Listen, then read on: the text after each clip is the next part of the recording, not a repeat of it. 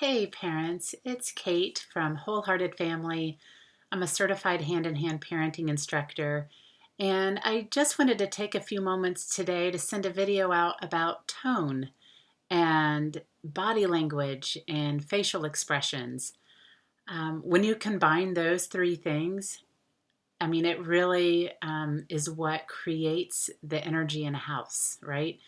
The tone and body language that the adults have in a home says a lot to the kids, and it really can set us up for things being easier or things being much, much harder. And I thought a video would be helpful so that you can kind of just hear and see the tone that I'm talking about. Um, I know it was always helpful to me when I was going through my training to hear the instructors and to hear the tone.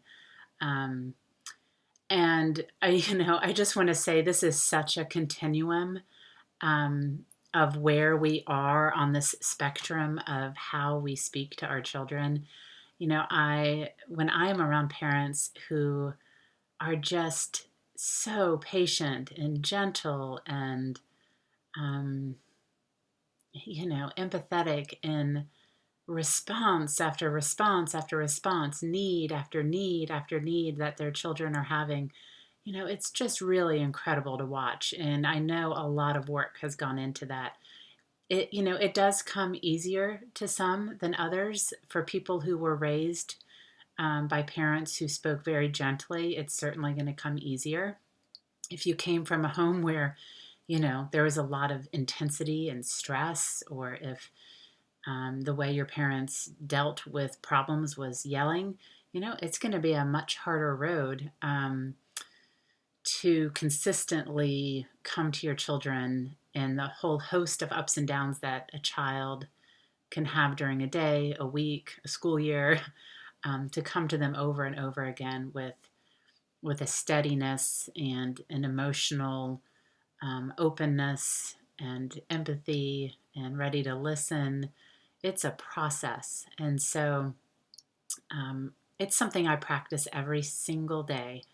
Um, People might be surprised to hear me say this, but it's easy for me to get into a kind of impatient tone. I have three children, and for those of you who know what it means to be highly sensitive, it just means um, your nervous system is just really attuned to everything that's going on around you, and you just kind of can reach that threshold of feeling a bit overwhelmed more quickly than somebody who's not highly sensitive. It's just a neutral trait that about 20% of people have.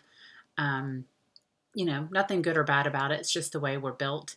But for me, I think having three children and having, a lot of needs and questions and just, navigating the needs of many people each day, I have to really watch my tone. I have to watch, when it's slipping and starting to get tense and short.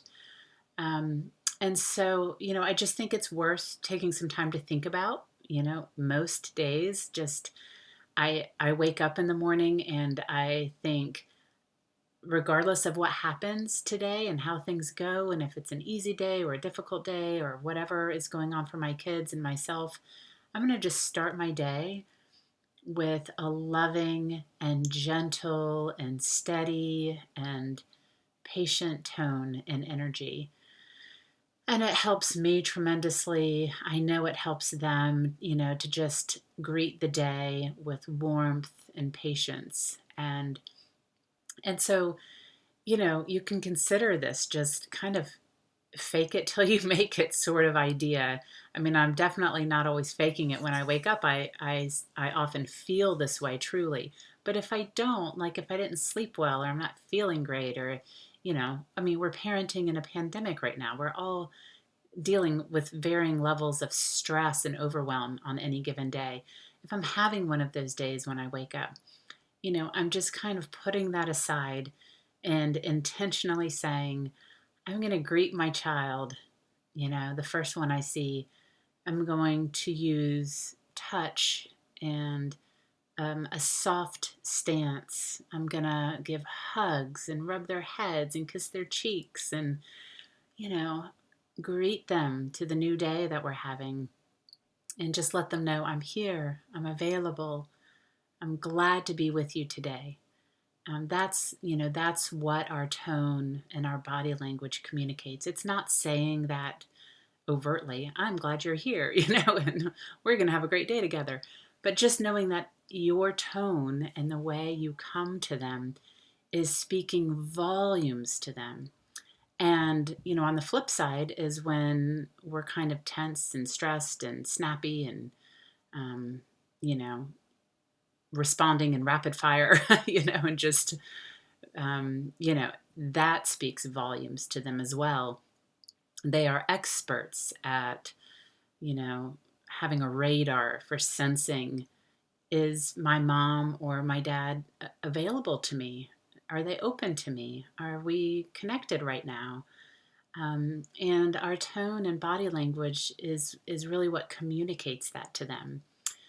And, I think it's, really important to remember that just by our sheer size, even if you're a petite, adult, you're bigger, than your child, at least until they're a tween or a teen. And that size matters. We already have so much control over what happens in their day-to-day life, and they know that from a very young age. They know that they have to rely on us.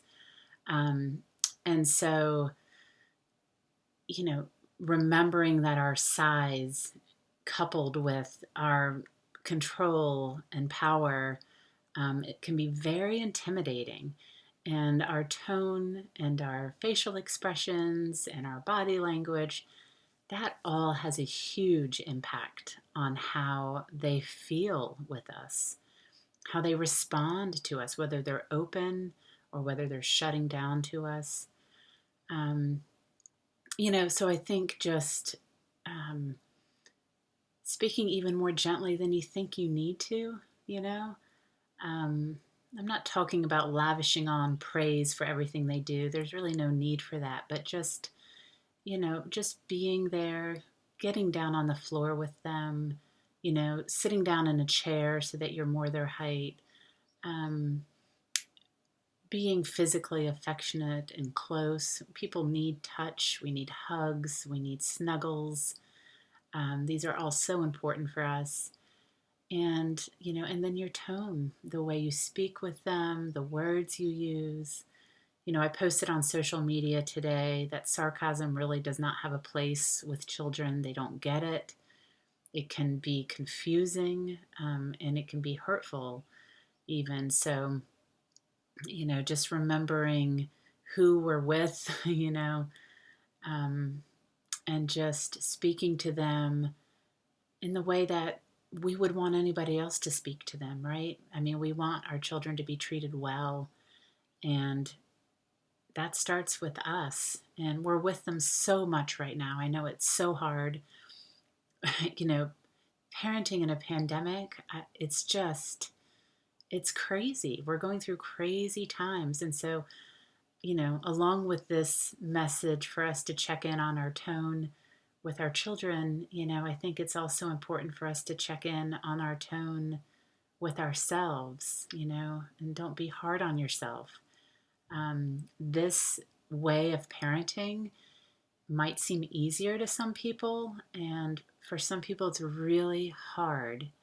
And that has a lot to do with how we were raised. So if we had parents who lost their tempers easily, who yelled easily, who kind of ignored problems and said, figure it out yourself, or stop crying, or stop whining, who weren't open to how we were feeling, then this is an uphill practice, but it's still so worth it. You're totally capable of doing it. I feel like I've traveled miles and miles from where I started, from my understanding when I first had children to where I am now. There's so much room for growth. It's really inspiring, how much we can grow and change as parents. So be gentle, I'm going to be gentle with myself today. I'm going to mess up. And I want you to be gentle with yourself and know that this is hard. The demands feel like they're never ending.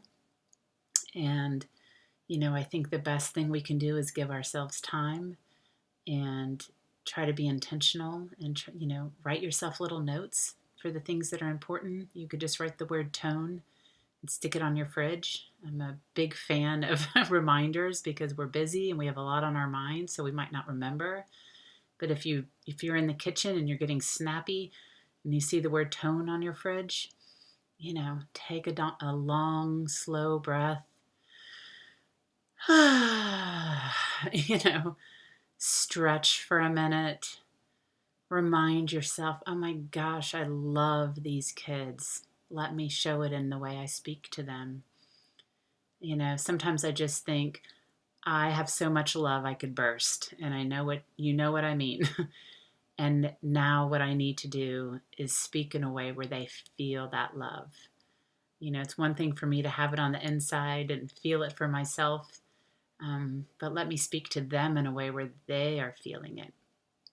And it's just a beautiful practice.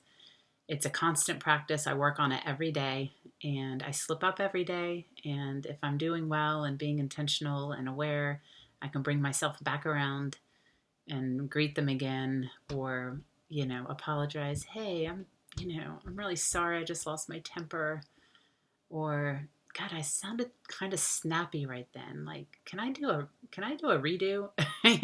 Like, joke around and be like, hey, what just happened? What just came out of my mouth? Let me try again. And it's good to show them we mess up, and then we can fix it. We can make it better. So hang in there, parents. This is really hard. We're parenting in the craziest times, and I'm just really inspired by you all. I think parents are holding the world together right now. And, it's a huge thing that we've got on our plates. And so just hang in there, write the word tone, stick it on your fridge, and let's see if we can keep communicating love to these precious children that we're with 24/7 right now. All right, until next time, bye bye.